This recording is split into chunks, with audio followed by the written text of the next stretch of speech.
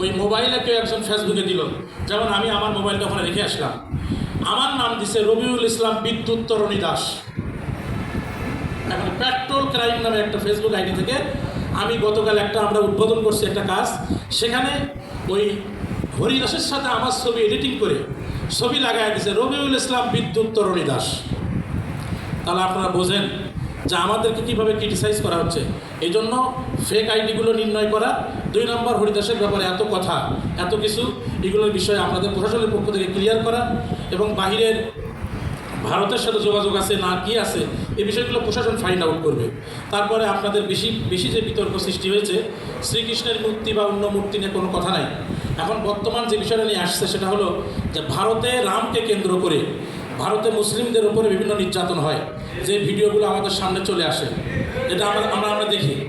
বিশেষ করে পশ্চিমবঙ্গে যেখানে 30% মুসলমান 70% হিন্দু, সেখানে মমতা ব্যানার্জি তিনি রামের কোনো মন্দির তৈরি করতে দেননি, এজন্য যে সাম্প্রদায়িক সম্প্রীতি বিনষ্ট হতে পারে।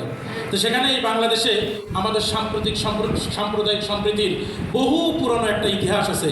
সেই ইতিহাসের জায়গায় হুট করে 82 ফুট একটা মূর্তি, এবং সেটা মন্দিরের পিছনে, যেটা বিভিন্নভাবে মিথ্যা কথা বলছে, এটা কিন্তু মন্দিরের ভিতরে।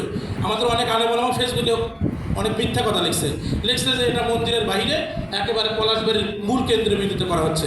আসলে কিন্তু তা নয়, এটা মন্দিরের ভিতরে, এবং এটা বাহির থেকে আমরা দেখতেও পারি না, আমরাও দেখিনি, আমরা জানি না, এটা কিন্তু বাহির থেকে দেখাও যায় না।